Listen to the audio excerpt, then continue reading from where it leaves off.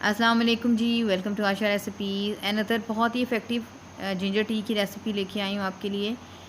Specially blotting के लिए बहुत ज़बरदस्त है, एसिडिटी के लिए बहुत ज़बरदस्त है। अगर आपको मैदे में जलन फ़ील हो रही है, मतली सी फ़ील हो रही है, तो ये कहवा आपके लिए बेस्ट है। स्पेशली रोज़ा खोलने के बाद हमें एकदम भारीपन सा फ़ील होता है, तो रोज़ा खोलने के बाद आप इसको यूज़ करें।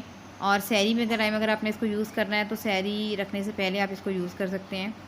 बहुत ही ज़बरदस्त, बहुत ही इफ़ेक्टिव कहवा है। सबसे पहले इसमें डालेंगे जी हम 1 टीस्पून ग्रेटेड अदरक, जिंजर, 2 मैंने ग्रीन कार्डेमम लिए हैं और हाफ़ टी स्पून मैं इसमें डाल रही हूँ जी सौंफ, यानी कि फेनिग्रीक सीड्स।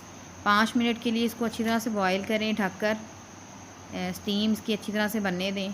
और ये जी कहवा हमारा रेडी है। इस कहवे को आपने मीठे के बगैर यूज़ नहीं करना। यहाँ पे मैंने हाफ़ टी स्पून ली है जी शक्कर।